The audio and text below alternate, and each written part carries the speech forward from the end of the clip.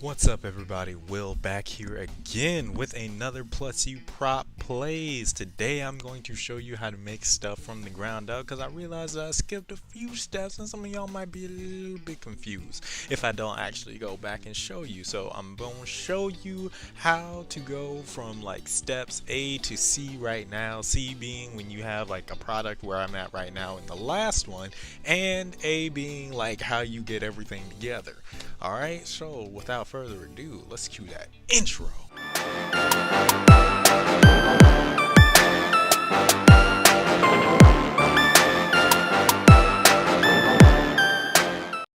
Alright, so first things first, I'm going to take out my mannequin base. Now, if you don't have a mannequin base, you could always just get a friend to use your actual body. It'll be more accurate that way. Or you could take a shirt, fill it up with like some cotton or some just foam or whatever you need in order to give it some shape, tie off the ends, and then voila, you've got pretty much a mannequin. And if you don't want to do all that, well, then you're gonna have to get a mannequin base so that you can do stuff, because otherwise it won't get done. Anyway, from here what you are going to start doing is wrapping the mannequin base, whatever you have that is going to be your base, in saran wrap. That way after you get through the next part, it's easier to pull off. Now the next thing that you are going to do is start taking either duct tape or scotch tape. I'm going to use duct tape today. Usually I use scotch tape, but just for y'all I'm going to do it one time for the one time and put some duct tape on to this base. Now I'm going to cover most of this base with the duct tape. I really don't need to do the back because, like, if you saw the back is hollow, there are ways that you can get around that, but I didn't do it today, so let's just go ahead and say I don't really need to put anything on the back except for the back of the neck. For what we're doing today, you're gonna need some stuff on the back of the neck. But yes, basically the most important thing is to get the fronts, the sides, and the shoulders of everything else other than the neck, because you do need the neck. I promise you that neck is going to come in handy a lot later. After you get the duct tape on, it is time to start drawing out your patterns. Now we are going to draw out a basic pattern, so we're going to cut what we currently have in half by drawing a line in the middle, and I'm going to pick a side. I'm going to start with the right side because I'm right-handed, and basically start tracing over all of the lines of the body in the mannequin, so that way I can establish what pieces I'm going to have later on. So basically I need a chest piece, I need a chest lift, I need an abdominal section, I need a side section, I need a shoulder, I need a clavicle or collar base, and then I need the collar, which is like what the neck is going to be. And once I have all that jazz done, it should look something like this, and then I can start moving on to what I'm going to do with the other side, which is basically use the opposite side that I have here in order to draw up what I would imagine the back side to be. Now I'm going to give myself a little bit of room because I'm going to create straps with this. Usually I would use like elastic in order to basically get around this, but I'm running out of elastic. I actually have 2 pieces left and I'm going to have to use them for this. So instead of doing that, I am going to draw them out and then make them a part of the piece. And after I finish that, I'm going to go through and label all of my pieces before I go through and take a pair of scissors and start cutting out along each one of those lines. I'm going to go over it like one more time with my marker so that I can have more defined lines so that I can cut, and once I'm comfortable with what I've got, I'm just going to start snipping away at everything that I have here, until what I have left are the individual pieces of each part. From here, I'm going to start taking those pieces and start placing them on a piece of poster paper so that I can trace them out. Then after I've cut out each one of those pieces onto a more stable base with this poster paper, I am going to take out my foam and start transferring each of those pieces onto foam. Now with the individual pieces from the poster paper, I basically had to just do everything one more time again. But with your foam, this is actually what you're going to be putting together, so you're going to need double of everything that you have, and like 4 of the shoulder template, because you're going to be putting them together to create your shoulders. Then, if it wasn't obvious, you are going to cut everything out until you have individual pieces. Once you have all of your pieces, you are going to lay down either some newspaper or wax paper. Wax paper works better for adhesives, but I'm going to use newspaper because it's easier to get your hands on. And then I'm going to be applying contact cement to the edges of each of my pieces. Now, contact cement is a weird adhesive that only bonds to itself when it's dry, so because of that, it's really good for holding things together.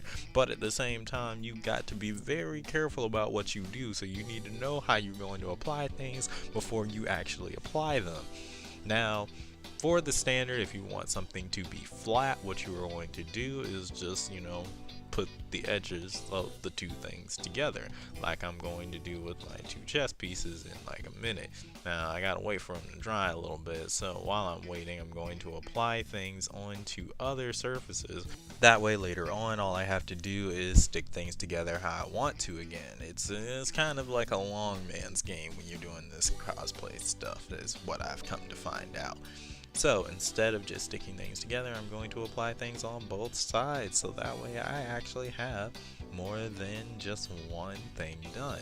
And after I do that, I'm going to take the lift of my chest and apply some of that contact cement onto the top. Now, I'm doing this because I like to start with the chest because it's a little bit tricky to think about. Usually I use like heavier craft foam. That's what I use in the other video. This is like really light 2mm craft foam. It's really easy to get your hands on this stuff. If you want 5mm craft foam, then you're going to have to go online or go to Hobby Lobby. Those are literally the only 2 places that I've seen it. No Michaels, no Walmart. I mean, if your Walmart has it, hey, look, apparently some people's do, but not mine, so I don't know what to tell you other than I just don't put my stock into that. Now, for the lift, you're going to have to put it on at an angle. Usually what you would do if you were using 5mm craft foam is cut it at an angle, so that way you could just stick things on top of each other, but they would be layered. Because this is so thin, you won't be able to do that, so you're gonna have to get creative.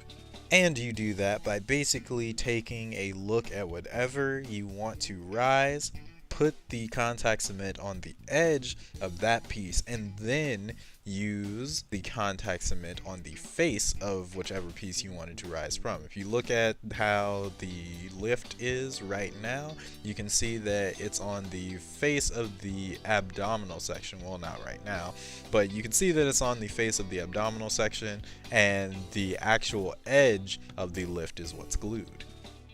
Now, once my front and back portions are completely merged together, then I'm going to check and look at all the pieces that I have, and I'm looking pretty good right now. But what I'm going to need are some straps so that I can basically get in and out of this thing really easily, and I'm going to add on just a couple of straps to the edges that I put on the back portion so that I can just pull them forward.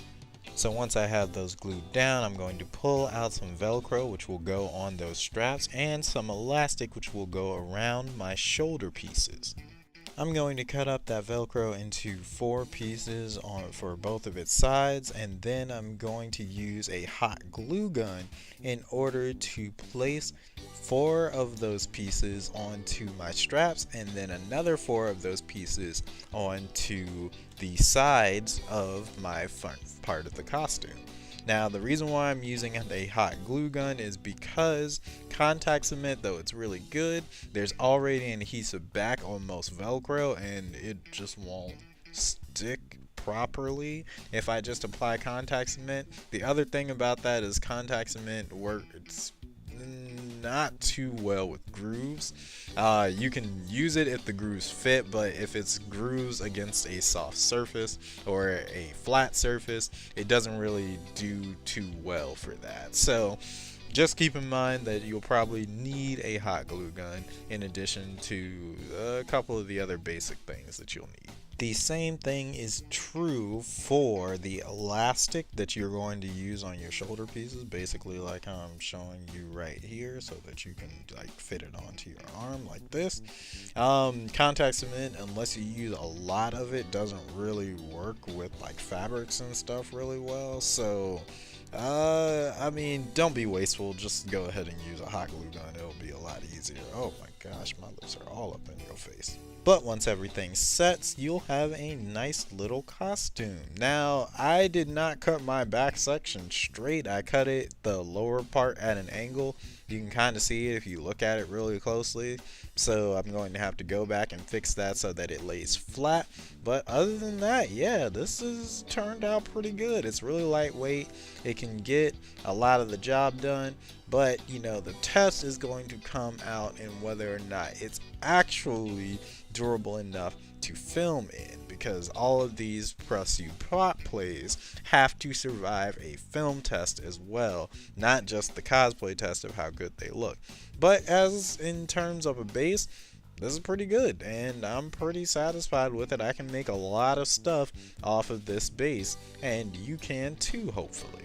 Alright guys, so yeah, I've got a few more things that I can do with that costume. I don't really have a direction for who I want it to be yet. So if you have any suggestions for what you want me to turn that base template into, go ahead and let me know in the comment section. Oh, and also feel free to put a noun, two verbs, and an adjective so that it can become the subject for a new video featuring you as a contributor. And if you want the things that you submitted to be looked at in the most immediate span of time, go ahead and check out the Plus U Patreon. That way you can see how you can light the fuse on content you want to see and get a reward for it. I'm Will Knight, be brave, be bold, be you, and hopefully I will be in your future.